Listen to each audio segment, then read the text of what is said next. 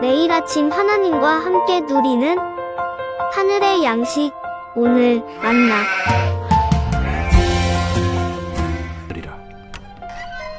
예수께서 성전에 들어가 가르치실세 대제사장들과 백성의 장로들이 나와 네가 무슨 권위로 이런 일을 하느냐? 또 누가 이 권위를 주었느냐? 나도 한 말을 너에게 물으리니 너희가 대답하면 나도 무슨 권위로 이런 일을 하는지 이르리라. 요한의 세례가 어디로부터 왔느냐? 하늘로부터냐 사람으로부터냐? 그들이 서로 의논하여 이르되 만일 하늘로부터라 하면 어찌하여 그를 믿지 아니하였느냐 할 것이요. 만일 사람으로부터라 하면 모든 사람이 요한을 선지자로 여기니 백성이 무섭다. 우리가 알지 못하노라.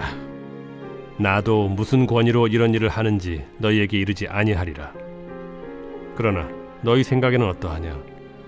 어떤 사람에게 두 아들이 있는데 맏아들에게 가서 이르되 예 오늘 포도원에 가서 일하라 하니 대답하여 이르되 아버지 가겠나이다 하더니 가지 아니하고 둘째 아들에게 가서 또 그와 같이 말하니 대답하여 이르되 실소이다 하였다가 그 후에 뉘우치고 갔으니 그 둘 중에 누가 아버지의 뜻대로 하였느냐?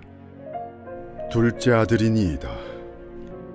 내가 진실로 너희에게 이르노니 세리들과 창녀들이 너희보다 먼저 하나님의 나라에 들어가리라. 요한이 의의 도로 너희에게 왔거늘 너희는 그를 믿지 아니하였으되 세리와 창녀는 믿었으며 너희는 이것을 보고도 끝내 뉘우쳐 믿지 아니하였도다. 오늘 본문은 23절 맨 앞부분에 나오는 것처럼 예수께서 성전에 들어가 가르치실 때 예수님이 하신 말씀을 기록하고 있습니다. 성전에서 가르치시고 계신 그 예수님께 대제사장들과 백성의 장로들이 나와서 말을 하고 있죠. 네가 무슨 권위로 이런 일을 하느냐? 또 누가 이 권위를 주었느냐?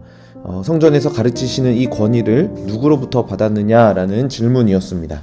거기에 예수님이 이렇게 대답하십니다. 24절에 보면 예수께서 대답하시되 나도 한 말을 너희에게 물으리니 너희가 대답하면 나도 무슨 권위로 이런 일을 하는지 이르리라. 그리고 25절에 요한의 세례가 어디로부터 왔느냐? 하늘로부터냐? 사람으로부터냐? 이렇게 질문하셨습니다. 지금 종교 지도자들이 예수님께서 성전에서 가르치고 있으니 어떤 권위로 가르치고 있느냐에 대한 항의의 표시로 예수님께 질문한 것이었죠. 지도자들 입장에서 예수님의 권위를 받아들일 수 없었을 것입니다. 특히나 오늘 본문 앞에 보시면 예수님을 향해 수많은 무리들이 호산나 다윗의 자손이여 찬송하리로다 라고 외쳤던 것은 예수님에 대해서 더욱 큰 경계심을 갖게 만들었을 것입니다. 그래서 지도자들이 예수님께 가르침에 대한 권위를 물었을 때 이 말은 성전에서 더 이상 가르치지 말라는 압박이었을 것입니다. 그런데 예수님은 오히려 이 지도자들을 향해서 다시 질문을 던지시죠. 세례 요한의 세례는 어디서부터 왔느냐라는 질문이었습니다. 오늘 본문은 친절하게 대제사장들과 장로들의 고민을 기록하고 있습니다.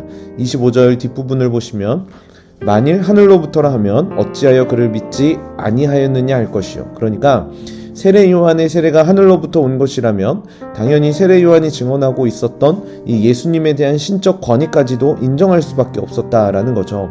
반대로 26절에 만일 그 권위가 사람으로부터 온 것이다 라고 하면 모든 사람이 요한을 선지자로 여기니 그 백성들이 무섭다 라고 이야기합니다. 세례 요한의 세례가 하늘로부터 온 것이 아니라 사람에게 온 것이면 요한을 하나님이 보내신 선지자라고 믿는 수많은 사람들로부터 거센 반발을 맞이할 것이기 때문에 이 유대의 지도자들은 지금 진퇴양난에 빠졌다라는 것이죠. 그래서 그들이 27절에 이렇게 대답합니다. 알지 못하노라. 참 무책임하죠. 종교 지도자들은 답을 알고 있었습니다. 적어도 이들이 예수님을 인정하지는 못해도 세례 요한을 하나님이 보내신 선지자가 확실했고 세례 요한의 세례도 하늘로부터 온다라는 것도 너무나 잘 알고 있었는데 이들이 단지 예수님을 인정할 수 없었고 예수님이 미웠기 때문에 지금 세례 요한의 권위까지도 부인하게 되었던 겁니다. 그래서 예수님도 이런 진퇴양난에 빠진 지도자들을 향해서 나도 너희에게 이르지 아니하리라 라고 말씀하셨던 거죠. 그러면서 오늘 본문을 통해 한 가지 비유에 대해서 말씀해 주십니다. 사실 이것과 관련된 비유는 총 3개인데요. 나머지 2개의 비유는 내일 본문을 통해서 살펴보게 될 것입니다. 먼저 오늘 본문에 등장했던 그 비유 한 가지만 살펴보자면 그 비유는 이런 내용입니다. 어떤 사람에게 두 아들이 있는데 첫째에게 포도원에 가서 일해라 라고 했는데 첫째 아들이 네 가겠습니다 라고 해놓고 가지 않았습니다. 근데 반대로 둘째 아들은 동일한 요청에 저는 싫습니다 가서 일 안 할 겁니다 라고 했는데 그 후에 뉘우치고 포도원에 일하러 갔죠. 자, 그렇다면 누가 아버지의 뜻대로 한 것일까요? 지도자들도 둘째 아들이라고 대답합니다. 그러면서 예수님이 이렇게 이야기를 이어가시는 겁니다. 31절에 보면 내가 진실로 너희에게 이르노니 세리들과 청녀들이 너희보다 먼저 하나님의 나라에 들어가리라. 결국 예수님이 지금 이 비유를 하신 이유는 둘째 아들이 곧 세리와 청녀들이라는 거죠. 이 말은 종교 지도자들에게 굉장히 충격적인 발언이었습니다.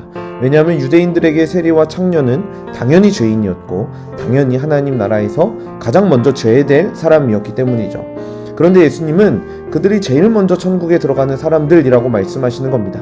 물론 여기서 말하는 먼저는 진짜 순서에 대해서 이야기하는 것은 아닙니다. 이스라엘 지도자들과는 다르게 죄인들이었던 그들에게 천국의 열쇠가 주어진다라는 것을 가리키는 거죠.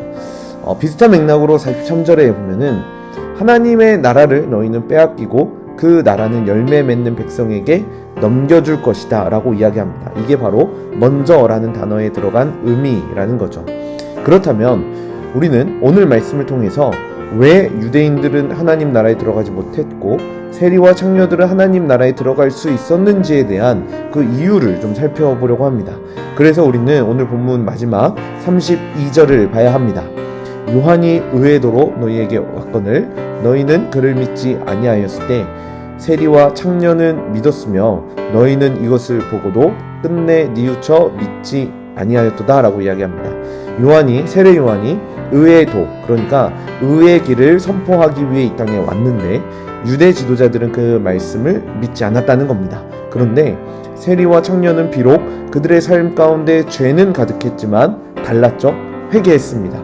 바로 이게 다르다는 겁니다. 우리는 전부 다 죄인입니다. 그래서 우리는 우리를 비추시는 하나님의 말씀 앞으로 나아가야 합니다.